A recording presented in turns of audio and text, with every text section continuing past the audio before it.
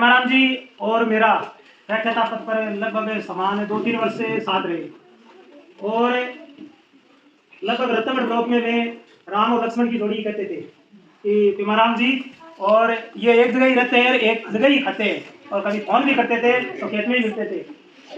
ये जो क्षण है वो वाकई में जब मैं याद करता हूँ तो वाकई में गदगद हो जाता हूँ। और इस विद्यालय परिवार में आपके द्वारा जो समन्वय का काम किया, आपने भौतिक रूप से इस विद्यालय को, गांव के लोगों को मोटिवेशन का काम किया, शिक्षा के क्षेत्र में भी और स्टाफ में भी आपके द्वारा कभी भी कोई मनमुटाव हो जाता था तो श्री पेमाराम जी तुरंत आगे होकर संभाल लेते थे। ये बात विद्यालय परिवार आपको हमेशा ही इसके लिए याद रखेगा। वाकई में आप शानदार, ज्ञानदार और बहिर्मुखी व्यक्तित्व के धनी हैं और विद्यालय परिवार आपके सेवानिवृत्ति के बाद लगभग कई दिनों तक तो भूल ही नहीं पाएगा। मैं परमपिता परमात्मा से ये प्रार्थना करता हूँ कि आपका आगे का जीवन सुखी हो, आप हमेशा प्रसन्नचित्त रहें। आपने एक शानदार बात सर के व्यक्तित्व के बारे में कही कि विद्यालय से जाने के बाद कई दिनों तक शायद स्टाफ भुला नहीं पाएगा। जैसा कि सर का व्यक्तित्व हम सबके बीच रहा है, ग्रामीण जन के बारे में बीच उपस्थित है, मैं बताना चाहूंगा कई दिनों की क्या कई वर्षों तक भुला नहीं पाए। हमारे गांव में ही वो कहते हैं छोड़ो मारियो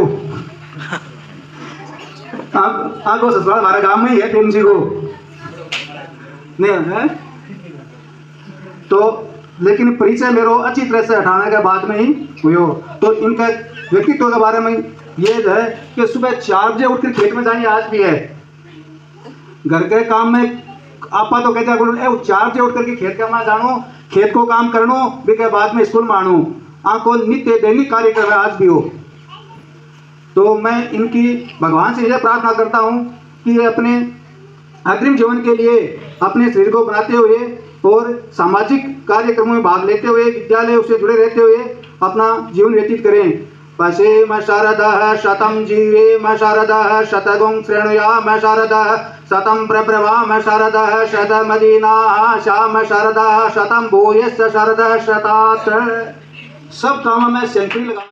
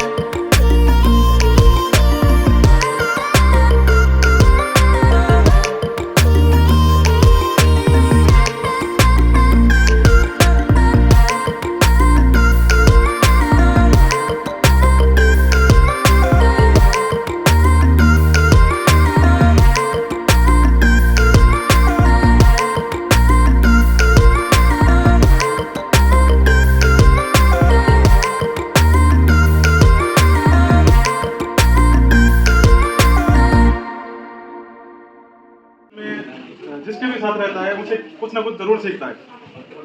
तो आपके साथ पिछले 1 साल से रहे और बहुत सारी चीजें सीखी। अतिथि महोदय, गांव से पधारे हुए प्रभु जी ग्रामीण जन और आज सेवानिवृत्ति समारोह के मुख्य आयोजन श्री पेमाराम जी सर पेमाराम जी के साथ मुझे काम करने का वक्त ज़्यादा नहीं मिला। 2020 से लेकर 2024 आज जवानी समारोह हो रहा है, मात्र 4 साल पेमाराम जी के साथ रहा हूँ मैं। और उम्र का मेरे और प्रेम जी के बीच में लगभग 20 वर्ष प्लस का भी दोनों बीच में फासला है। तो कभी बैठते हैं तो एकदम से हम उम्र की तरह से हमारे साथ गपशप हो जाती है, गाइडेंस भी बहुत ज़्यादा देते हैं। कई बार आपसे इन्हें भी नहीं चर्चा करना, थोड़ी बहुत कभी कभार चुगली चला भी करना बैठे बैठे, लेकिन बहुत से मुद्दों पे चर्चा करते हैं हम लोग। शिव जी बैठ जाए, बाबूलाल जी बैठ जाए और मैं साथ बैठे होते हैं तो किसी न किसी टॉपिक पे, किसी न किसी वर्तमान परिप्रेक्ष्य घटना को लेकर हम उस पर जरूर चर्चा करते हैं कि प्रेम जी ये घटनाक्रम चल रहा है, आने वाले वक्त के अंदर क्या हालात हो, आने वाले वक्त में क्या स्थितियाँ रहती। कई बार इनके साथ बहुत लंबी बहस करते हैं तो हमें इनके जो ज्ञान का जो भंडार है इनके पास, इनके जो अनुभव है उससे हमें बहुत ज़्यादा लाभ प्राप्त होता है। सेवा इन्होंने 34 ईयर्स 34 वर्ष की इनकी सेवा आज इनकी समाप्त हो रही है। 34 वर्ष साल इन्होंने सेवा दी है, 91 की पोस्टिंग हो जाती। और पूर्व वक्ताओं ने बताया कि पेमाराम जी मैथ्स के टीचर हैं, तो अभी वर्तमान में पॉलिटिकल के व्याख्याता हैं, लेकिन मैथ्स में उतना इंटरेस्ट है पेंटिंग का। छोटी कक्षाओं में बच्चों के बीच में बैठे होते हैं तो जो भी उनके बीच में कोई क्वेश्चन लेके आते हैं उनके बारे में चर्चा करते हैं। लास्ट ईयर 10वीं क्लास के जो बैच था उनमें बहुत से बच्चे क्वेश्चन पूछने के लिए आते थे। सुरेंद्र जी ने बहुत बढ़िया पढ़ा दिया, सुरेंद्र जी ने बहुत अच्छे से पढ़ा दिया। फिर भी कुछ बच्चे हैं उनके साथ पेंटिंग के साथ आते थे और बैठ के क्वेश्चनों को सॉल्व करते थे। तो इनका मैथ्स के प्रति आज भी उतना ही लगाव है। कई फॉर्मूलों के बारे में चर्चा करते थे कि उसका फॉर्मूला भी हमें तो पेन जी पता नहीं। आज से 20-22 वर्ष पहले मैंने 10th पास किया तो उसमें थी आज कुछ मैथ्स क्लास, आज वो सारी चलेगी। छोटी छोटी बातों में चर्चा करने में मशगूल हो जाते हैं। और जीवन के बारे में बात करें तो बहुत ही सादा जीवन और उच्च विचार के ख्याल है पेन जी के। बड़े सालीन मूड में रहते हैं। कई बार थोड़ा बहुत गुस्से को भी पेन जी, मैं कह रहा हूँ कि एक बार दिन में भी गुस्सा जाता तो एक आदमी की जिंदगी का 1 घंटा चला गया। आदमी दिन में एक बार गुस्सा आ गया, इसका मतलब उसकी जिंदगी का 1 घंटा चला गया, कम हो गया उसकी लाइफ में। तो गुस्से के भी बहुत कम चांस मुझे देखने को मिले। स्टाफ के साथ रहते हैं, चर्चा करते हैं, बहुत पुराने स्टाफ के साथ भी रहे। कुछ स्टाफ साथी होते हैं बहुत गर्म मिजाज के होते हैं, कोई चर्चा शुरू कर दी और हाँ वो शुरू हो गया मामला। तो उस मामले में पेन जी का जो व्यवहार है बहुत शालीन है। और इस 60 वर्ष की उम्र के अंदर भी हम चर्चा कर रहे थे, बहुत सी बात है, ग्राउंड के अंदर नीम है उसकी छंटाई कर रहे थे टहनियों की। तो पेन जी ने कुल्हाड़ी लेकर पेड़ पे चढ़ना शुरू कर दिया तो बड़ा ऐसे ताजुब हुआ कि पेन जी आज भी उतने जवान है, उतने भी यंग है कि पेड़ पे उसकी हाइट पे चढ़ जाते हैं। और हमारा बेटा जो है काफी हालत आ गया है। तो बड़ी है, मैं मानता हूँ कि इनका दिमाग, शरीर और फेरी तीनों चीजों का बहुत शानदार संयोजन आज भी हमारे बीच में है। साथी और प्रिय छात्र छात्राओं, मेरा पेमाराम जी के साथ लगभग 3 साल का कार्यकाल रहा है। मैं 2021 में यहाँ आया था, तब सुरेश जी और पेमाराम जी दोनों साथ रहते थे और उस समय उन्होंने जो स्कूल में अनुशासन बना रखा था वो बहुत शानदार अनुशासन था। उसमें अच्छा स्कूल का संचालन भी बहुत अच्छे दोनों ये कर रहे थे। सुरेश जी उस समय प्रिंसिपल थे, वाइस प्रिंसिपल की पोस्ट पर थे। सादा जीवन उच्च विचार रखने वाले पेमाराम जी सर का मैं हृदय की गहराइयों से प्रणाम करती हूँ। और उनकी मतलब कि जो काफ़ी टीचर्स ने बोला है कि वो हर एक एज ग्रुप के साथ समायोजन एडजस्टमेंट कर लेते हैं। आप भले 25 साल के हो, 10 साल के हो या फिर 50 साल के हो या 60 साल के हो, उनको कभी फील नहीं होने देते। वो वैसी ही बातें करते हैं जैसे आप करना चाहते हो। तो वो बोलते हैं ना कि a good listener can become a good speaker. तो सर सुनते हैं इसीलिए इतने अच्छा बोलते हैं, क्योंकि सर सबकी बातें इतने अच्छे सुनते हैं, कभी इग्नोर नहीं करेंगे। पहले आप बोलो, फिर वो पूरा सुनेंगे, फिर उसके बाद वो आपको जवाब देंगे। तो और उन्होंने जब भी कभी बात हुई तो बोला, मतलब कि किसी भी माध्यम से उन्होंने बोला है कि हमें कभी डरना नहीं चाहिए, हमें कोई रास्ता नहीं मिले तो रास्ता ढूंढना चाहिए और जो हमारा आत्मबल है उसी को हमें यूज़ करके आगे बढ़ना चाहिए। तो तैयार नहीं किया था मुझे, तैयार नहीं किया। कॉलेज की लाइन से जो मुझे अभी याद आ रही है तो मैं बोल रही हूँ। मैं गाने में अच्छी नहीं हूँ तो हंसना मत, है ना। मैं सुना रही हूँ और कोशिश करना समझने की।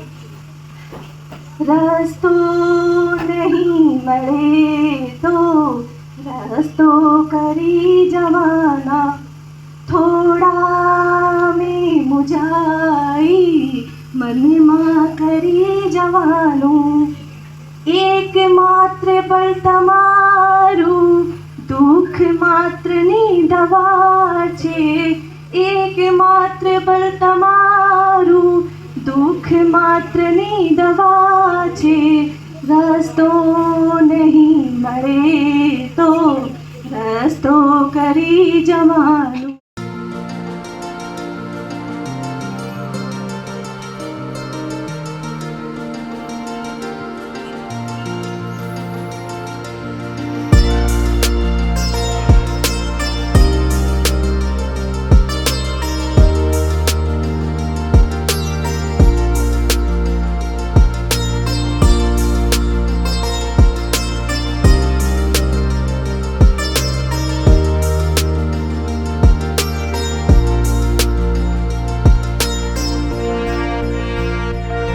पेमाराम जी बारे में जो गौलाल जी ने बात बताई इसी वाला में ये इनका एक बात क्या और भी है कि जो हमारे गांव से लगभग 3 किलोमीटर था और आप कितना हो या 10 किलोमीटर, ये 10 किलोमीटर से पैदल आते थे और हम 3 किलोमीटर जाते थे। जब पहले दिन गए तो उस टाइम में मैं 10th में था शायद, हमारे को तो नहीं पढ़ाते थे, 11वीं 12वीं में जो साइंस थी उनको पढ़ाते थे।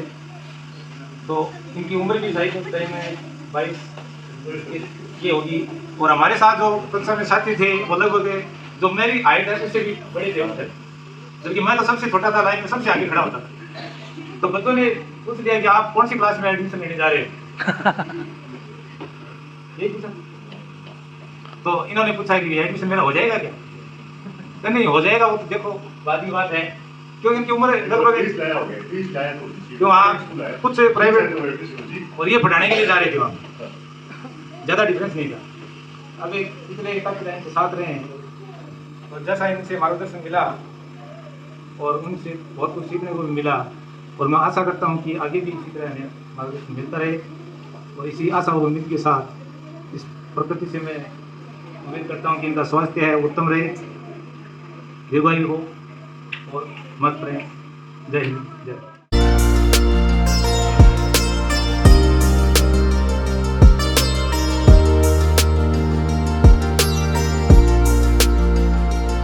अभिनंदन पत्र के वाचन का ये सुअवसर प्रदान किया।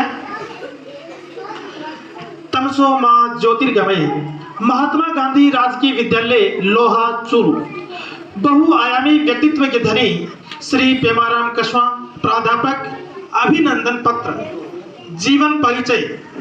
रतनधरा के ग्राम सुलखनिया में दिनांक 18 दिसंबर 1964 में आपका जन्म हुआ। धर्मप्रायण माताजी श्रीमती मोहरी देवी एवं मानवीय गुणों के आगार पूज्य पिताजी श्री कुंभाराम जी ने बाल्यकाल से ही आप में विविध सुसंस्कारों का बीजारोपण किया। मेधावी विद्यार्थी के रूप में विद्याध्ययन के विविध सोपान सहजता से पूर्ण करते हुए आपने MA BEd तथा उच्च शिक्षा ग्रहण की तथा मां भारती की कोष की अमूल्य निधियों से अपने जीवन एवं व्यक्तित्व को विभूषित किया। दिनांक 4 जनवरी 1991 को वरिष्ठ अध्यापक के पद पर राजकीय माध्यमिक विद्यालय जेसला जोधपुर में आपका राजकीय सेवा में पदार्पण हुआ। निष्काम कर्मयोगी शिक्षक। शिक्षक के रूप में आपका जीवन कीर्ति शिखर पर विराजित है। शिक्षक में अपेक्षित मूल्य यथा प्रतिबद्धता, धैर्य, पूर्वगामिता, आत्मालोचन तथा परिवर्तन के लिए तत्परता आपको ईश्वर प्रदत्त अमूल्य देन है। विनय, विवेक, विद्या, विनम्रता और विचारशीलता आपके रक्त परिभ्रमण के अंश है। प्रभावी शिक्षण कार्य के साथ साथ आपने राष्ट्रीय कार्यक्रमों, साक्षरता, वृक्षारोपण, पर्यावरण संरक्षण, खेलकूद तथा सांस्कृतिक एवं रचनात्मक प्रवृत्तियों के क्षेत्र में भी सतत उल्लेखनीय कार्य किया। आपने अपने सेवा काल में अनेक शिक्षण संस्थाओं के विकास एवं संवर्धन में महत्वपूर्ण योगदान दिया है। आपसे शिक्षा प्राप्त विद्यार्थी आज विविध कार्य क्षेत्रों में आपका यशवर्धन कर रहे हैं। ज्ञान ज्योति के सत्य प्रकाशक शिक्षा प्रदाता शिक्षक का जीवन उस दीपक के समान होता है जो अनल ज्वाला में आत्मोत्सव कर दूसरों का जीवन आलोकित करता है। आपका व्यक्तित्व इस कथन की सार्थकता का साक्षात दर्शन है। अज्ञान तमस के निवारणार्थ आपने मां सरस्वती द्वारा प्रदत्त सिद्धियों का अत्यंत कुशलता से उपयोग किया तथा निष्काम भाव से समन्वित होकर अपनी कर्तव्य कीर्ति से सदैव विद्यालय शोभा को उत्कृष्ट स्वरूप प्रदान किया। महात्मा गांधी राजकीय विद्यालय लोहा रतनगढ़ में आपने सकारात्मक दृष्टिकोण, समर्पित भाव एवं कर्तव्य निष्ठा से निरंतर ज्ञान ज्योति का प्रकाशन किया। आपकी सेवाएं अनुकरणीय एवं वंदनीय है। हार्दिक अभिनंदन। विद्यालय परिवार आपकी 34 वर्षीय गौरवपूर्ण राजकीय सेवा से सेवानिवृत्ति के अवसर पर भाव विवल हृदय से आपका अभिनंदन करता है। सेवानिवृत्ति के इस गरिमामय अवसर पर आयोजित सम्मान समारोह में आपकी उत्कृष्ट राजकीय सेवाओं एवं उपलब्धियों की मुक्तकंठ प्रशंसा करते हुए हम आपके स्वस्थ सुखमय दीर्घायु जीवन एवं समुज्ज्वल भविष्य की मंगल कामना करते हैं। शुभकामनाओं सहित अयूब खान प्रधानाचार्य एवं समस्त विद्यालय परिवार। दिनांक 31 दिसंबर 2024। चित्रांकन श्री साधना प्रेस रतनगढ़। शब्दांकन शिवाराम मेघवाल, बाबूलाल मुंदलिया अध्यापक। विराजमान पेमाराम जी और अन्य स्टाफ सदस्य सभी को बालिका स्कूल, आपको बालिका स्कूल की तरफ से बहुत बहुत शुभकामनाएं। आपका जीवन उज्जवल रहे, हमेशा स्वस्थ रहे, यही काम। हमारे सम्मानीय साथी श्री पेमाराम जी कस्बा साहब के सेवानिवृत्ति समारोह में गांव से पधारे हुए ग्रामीणजन, स्टाफ के साथी, यूनियन स्कूल से पधारे हुए स्टाफ, प्रिय विद्यार्थी, सर्वप्रथम मैं उनको अपने आगामी जो जीवन है उनके लिए शुभकामनाएं देता हूं और उनके उज्जवल भविष्य की कामना करता हूं। मैं उनके स्थायी होने की काम करता हूं और स्वस्थ रहे, स्वस्थ जीवन व्यतीत किए, इसकी भी मैं शुभकामना रखता हूं। मैं आपसे मैंने जो सीखा है वो एक बहुत बड़ी बात सीखी है और उसको इसने अपने रमेश जी ने कह भी दिया कि जब आदमी प्रोग्रेस वही कर सकता है जो ज़मीन से जुड़ा हुआ रहता है। जब आपके पैर ज़मीन पर रहेंगे तब आप निश्चित रूप से तारों के आसमान को छू सकेंगे। यदि आपने ज़मीन छोड़ दी और तारों को लिए जब लगा लिया तो निश्चित रूप से आप तारे हाथ आए या नहीं, लेकिन जिस दिन गिरोगे उस दिन यहाँ आपको ज़मीन नहीं मिलेगी। हम चाहे कितना ही ऊंचे चले जाए, कितना भी पहुँच जाएँ, लेकिन हमारे को अपनी ज़मीन से लगाव रखना चाहिए और खेती करना चाहिए। ये मुझे आपसे सबसे बड़ी सीख मिली। आप समय पर आते हो, ये भी मुझसे बड़ा अच्छा लगता है समय पर आना, और मुझे भी प्रेरणा मिलती है। और दूसरी तो प्रेरणा मिली आपका स्वस्थमय जीवन आना, और आपको कोई ये कह दे कि आप बूढ़े हैं तो आप उनका जवाब भी बहुत शानदार तरीके से देते हो। ये बात मुझे अच्छी लगती है कि आप पॉजिटिव तरीके से रहते हो। आपको घुमरान गुरु जी ने भी कहा तो उन्होंने नहीं मैंने नहीं कहा ऐसे मैं बूढ़ा आदमी हूँ, आप नहीं हो, मैं बूढ़ा हूँ। उन्होंने ये बात की, आपको बड़ा ऐसा लगता है कि नहीं मैं बूढ़ा नहीं होती। ये एक अच्छी बात होती है कि हम चाहते हैं कि हमारे कोई बूढ़ा नहीं गए। और मुझे आपका आशीर्वाद और प्रेरणा मिलती रहेगी और आपके जो स्कूल में आते रहेंगे, ये आप हमारे को भूलेंगे नहीं, हमारे बीच में रहते रहेंगे। और मुझे तो आपकी विशेष रूप से जरूरत पड़ेगी, क्योंकि मैं साल 2 साल बाद में आपकी जो होती है वही भी अपनाऊंगा, तो आपको निश्चित रूप से मुझे आपकी मार्गदर्शन की आवश्यकता पड़ेगी। तो मुझे विश्वास है कि आप मेरा मार्गदर्शन करते रहोगे, खेती में भी। तो मैं आपके उज्जवल भविष्य की कामना करता हूँ, दीर्घायु जीवन की कामना करता हूँ। और आप अपना जो बाकी का बचा हुआ जीवन है वो निश्चित रूप से अपने परिवार को, समाज को और हम जैसे लोगों को देकर के निश्चित रूप से उनको आप गौरवान्वित होंगे और हमें भी गौरवान्वित करने का मौका देंगे। जय हिंद, जय सभी मंचस्पतियों को मेरा सादर प्रणाम। मेरा नाम रश्मि शर्मा है। मुझे यहाँ ज्वाइन किए हुए अभी 4 दिन हुए हैं। मैं सर के बारे में कुछ ज़्यादा नहीं जानती, पर मैं इतना कहना चाहती हूँ कि आप पिता के समान हैं। हमें आशीर्वाद देके गए, जैसे आपने विद्यालय को आगे बढ़ाया, वैसे हम भी इस विद्यालय के सफलता की कामना करें, बच्चों को अच्छा जीवन बनाएं और हमें अच्छा आशीर्वाद देके जाए। और सेवानिवृत्त होने वाले श्री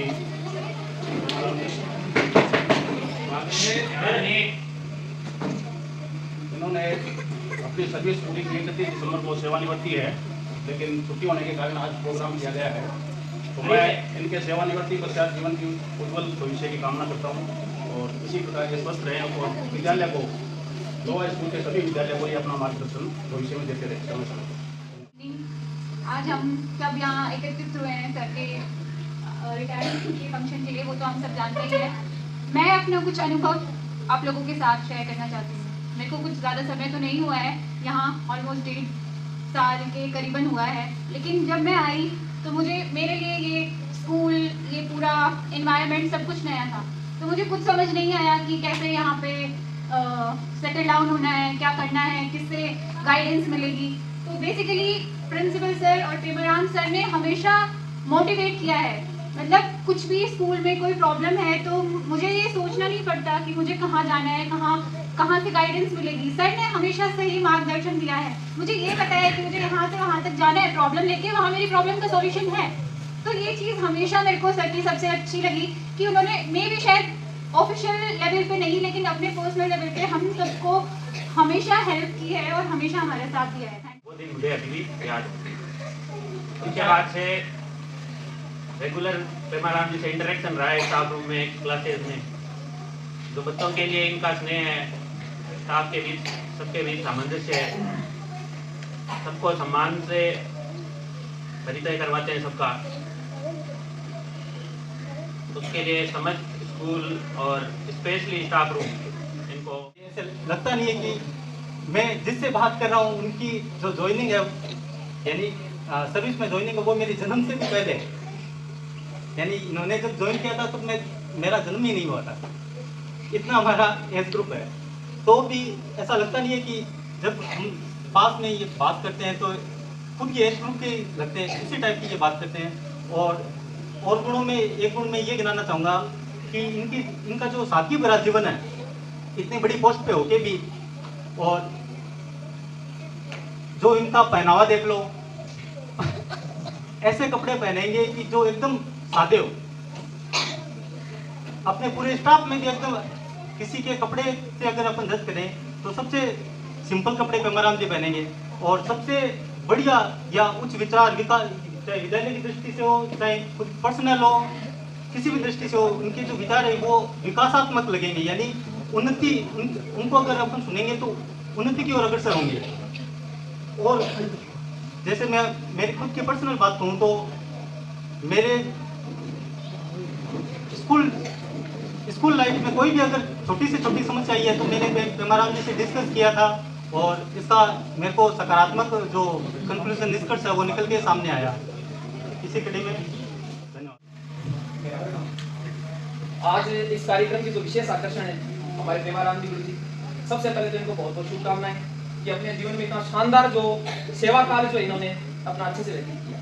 देखो सबसे पहले गुरु जी से मेरा परिचय हुआ, देखो मैं जानता तो पहले से था इनसे मेरा परिचय हुआ कि रतनगढ़ में सन 2015 के आसपास आया था सीसी का कंसेप्ट। सीसी के कंसेप्ट में और सीबीओपी से यहाँ से क्या कि हमें मार्क्स एमडी की ट्रेनिंग लेने के लिए हमें चूरू भेज दिया। तो पहले क्या कि गुरुजी हमारे ट्रेनर रहते थे, शुरू में जब नए जॉब में लगे तो ये ट्रेनर थे हमारी ट्रेनिंग में, कई बार क्या गणित की विधाएं वगैरह सिखाते, मैं गणित विज्ञान से जुड़ा, तो गुरुजी हमारे ट्रेनर हुआ करते। तब क्या इनके साथ चूरू डाइट में मेरे को ट्रेनिंग लेने का मौका मिला, आरपी की ट्रेनिंग। तो उसके बाद की हमने सीसी की ट्रेनिंग गुरुजी हमने ग्वालियर स्कूल में दी, और डाइट में जब इनके साथ रहा तो मतलब इस उम्र में इतनी एनर्जी और कोई चीज जानने की सीखने की जिज्ञासा मतलब गुरुजी में बड़ी मेरे को अच्छी लगी। और उसके बाद में गणित के अध्यापक और राजनीति विज्ञान के व्याख्याता, मतलब दोनों एकदम से डिफरेंट कंसेप्ट है कि गणित का आदमी राजनीति से क्या लेना देना उसका, लेकिन गणित के व्यक्ति ने राजनीति को बहुत अच्छे से समझा। और दूसरी बात है शिक्षक संघ शेखावत में तो गुरुजी मतलब जहाँ जो प्रोग्राम वहाँ गुरुजी आगे तैयार मिलते हैं। सुखकरण जी को शायद कईयों को फोन करना पड़ता गुरुजी, लेकिन हमें यह पता था कि पीएमजी अगर 10 आदमी भी वहाँ पहुंच रहे ना तो गुरुजी वहाँ निश्चित रूप से वहाँ मिलेंगे। और एक दिन का एक किस्सा बताऊँ मैं, अभी पीछे जब गुरुजी ने लोहा ज्वाइन किया तो क्या कि ये तो मेरे को पता था कि इनकी दिनचर्या कैसी है, और आलस्य तो मैं बताऊं सपने में भी इनको कभी शायद ही सताता होगा। यानी छोटे जो बच्चे होते हैं ना, सुनो बेटा, क्या होता है कि हमारे गुरुजी ने एक बात बताई थी कि आलस्य जो होता है ना, आलस्य हमें इतने इस तरह से जकड़े रखता है कि हमें उठने नहीं देता।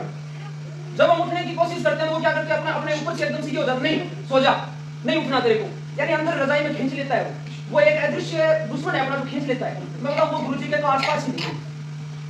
एक दिन गुरुजी रास्ते में, लोहा के आधे रास्ते में मैं आ रहा था उधर से, तो गुरुजी रास्ते में पैदल चल रहे हैं, तो मैंने गाड़ी रोकी बीच में, तो भाई साहब आज रास्ते में कितनी पैदल, क्या तो थोड़ी देर से आ गया मैं लोग पकड़ लेता हूं। मतलब ये नहीं देखा कि मैं कितनी दूर का रास्ता है, क्या है, चलना है, कोई साधन मिला तो ठीक है, नहीं मिला तो ठीक है, किसी ने रोका तो ठीक है, किसी ने नहीं रोका तो ठीक है, अपना अपनी मंजिल तक पहुंची। तो सच में किसी पर आश्रित कुछ नहीं, अपने अपने धुन में। और बेहतरीन गुरुजी आपका स्वास्थ्य, मैं तो ये कह रहा हूँ आपकी उम्र तक हम पहुंचे, ऐसा स्वास्थ्य हमारा रह जाए ना तो बस सफल है हम तो। आपके स्वास्थ्य की शुभकामना, आगे का आपका जीवन बड़ा शानदार है। और एक आज किसान दिवस के उपलक्ष्य में भी आप एक शिक्षक होते हैं, किसान भी आपको बराबर, तो आप गांव से पधारे हुए ग्रामीण जन, मेरे स्टाफ साथी और मेरी पुत्री के समान महिला जो जहाँ बैठी ये जो बैठी है इतनी इतनी बड़ी मेरी बेटी भी है, तो पुत्री के समान ही है। मैं बहुत कठिन परिस्थितियों से गुजरा हूँ और उन परिस्थितियों को यदि कोई भूल जाता है तो मैं ये सोचता हूँ कि वो मनुष्य कामयाब नहीं होता। मेरे पिताजी किसानी से जुड़े हुए थे और खेती की जमीन भी हमारे पास में कम थी। बंटवारे पर मेरे पिताजी खेती किया करते थे और जब मैं पढ़ाई के लिए पैसे फतेहपुर पढ़ता था, मैं 9th क्लास में फतेहपुर चला गया था, जब कोई कुछ रुपए की फीस की जरूरत पड़ती तो कहते बेटे पैसे तो नहीं, अनाज है, घी है, ले जा और बेच के तेरी अच्छी पढ़ाई करूँ। तो उन परिस्थितियों से गुजरा हूँ। मैंने पहली पैंट जब मेरी शादी थी तब पहनी थी मैंने। ये मेरा जो निजी अनुभव है वो मैं साझा कर रहा हूँ। पहली पैंट 1982 में, यहाँ बैठे हैं हेमराज जी, इनके गांव में मेरा ससुराल है। 1982 में मेरी शादी हुई थी। उस समय मैं 11वीं क्लास में पढ़ता था और फतेहपुर शहर में निकर पहन के स्कूल में जाता था। पहली जो पैंट थी वो शादी के समय बनी थी मेरी। अब आज की अपन सुविधाएं देखें तो जन्मते ही पैंट और सुविधाओं की कोई कमी नहीं है, पर अध्ययन का ठीक है, परसेंटेज तो मैं हमेशा द्वितीय श्रेणी का विद्यार्थी रहा, फर्स्ट डिवीजन मेरे नहीं आई कभी। पर आज की जो फर्स्ट डिवीजन में जो वर्तमान में देख रहा हूं ना, वो फर्स्ट डिवीजन उसको मानता नहीं। बच्चों के फर्स्ट डिवीजन आ जाती है, परसेंटेज 80-90 आ जाते हैं और उनकी प्रार्थना पत्र हिंदी का देखते हैं ना तो उसमें 1000 कमियां मिल जाएगी। तो वो फर्स्ट डिवीजन मैं नहीं मानता उसको। ठीक है, शिक्षा प्रणाली इस प्रकार की हो गई, उसमें सरकार के इस प्रकार के नियम हो गए कि अंक खूब आ जाते हैं, पर उन अंकों का आज उस समय में सेकंड डिवीजन से उत्तीर्ण होने के बाद में भी बीएससी बीएड करते ही नौकरी लग गई और आज 90% 95% वाले डिग्री लिए घूम रहे हैं, उनको नौकरी का कोई पता नहीं लगे कि नहीं लगी। तो ये कुछ मेरे साझा अनुभव थे। मेरा प्रथम जो शिक्षक के रूप में मैंने जब कार्य किया, सितंबर 1988 में मेरे गांव से 10 किलोमीटर दूर खिंचीवाला गांव है। गांव तो वहां पर अब तो जरूर 50-60 घर हो गए होंगे शायद, पर उस समय कोई गांव नहीं था। वहां पर जंगल में एक साधु थे, उन्होंने विद्यालय खोला था और उस विद्यालय से मैंने शुरुआत की। एडेड संस्था थी, 80% सरकार उनको एड देती थी और बाकी का कोई उसका संचालक का कोई ट्रस्ट नहीं था। तो जो वहाँ के संचालक श्रीमान नित्यानंद जी थे, उनकी मेरे जीवन पर बहुत बड़ी छाप है, मैं उनका ऋणी रहूंगा और उन्हीं के कारण मैं सरकारी सर्विस में भी लगा। तो मैं पहले दिन वहाँ पर गया, जाते ही स्कूल में गया तो वहाँ के जो प्रधानाचार्य थे उन्होंने कहा कि जाओ आप नित्यानंद जी के पास में जाओ। मैं नित्यानंद जी के पास में गया, जाते ही नित्यानंद जी ने मेरे को कुछ नहीं कहा, सीधे बोले आप जाओ क्लास लो, पढ़ाओ गणित। और उनका मैं वहाँ पर लगभग 2.25 साल सर्विस की थी, पर मेरे को कभी भी एडेड संस्था थी, पैसों की भी उनके पास में कमी थी, पर कभी भी मेरे को ये नहीं कहना पड़ा कि मेरे को 1 रुपया कम क्यों दे रहे हो। मेरा 1 रुपया भी बनता था तो वो देते थे। बाकी के किसी रामचंद्र जी गवाह बैठे हैं, सारे ये करते रहते थे कि क्यों तम को दरवाज बोलो डर तो भाई बस पकड़ ले। पर उसमें मैं समझता हूँ कि मेरा जो अनुशासन था वो भी काम करता था। 2.25 साल में मैंने केवल एकमात्र एक सीएल ली थी। कभी लेट नहीं होता था, 10 किलोमीटर पैदल जाता था, कोई साधन नहीं था, पैदल जाता था और एक सीएल ली। कभी भी ये नहीं कि मिस कर दो। समय का मैंने कोशिश की है कि भाई समय के अनुसार चले, और अब कैसा चला कैसा नहीं चला वो तो आप जाने। बाकी का कोशिश मेरी यही रही कि मैं किसी का बुरा मेरे हाथ से न हो, किसी का मैं किसी के बुरे शब्द भी मैं ऐसा नहीं चाहता कि किसी के लिए। फिर भी यदि कभी कोई हो सकता है मानव है, कभी किसी के साथ में ऐसा हुआ हो तो मैं आपसे एक क्षमा प्रार्थी हूँ। और ये जो लोहा विद्यालय है, हालांकि अब इस 6 महीने से जुलाई के बाद में सीनियर क्लासें यहाँ नहीं रही और मैथ्स के भी टीचरों की यहाँ पर कमी नहीं हुई।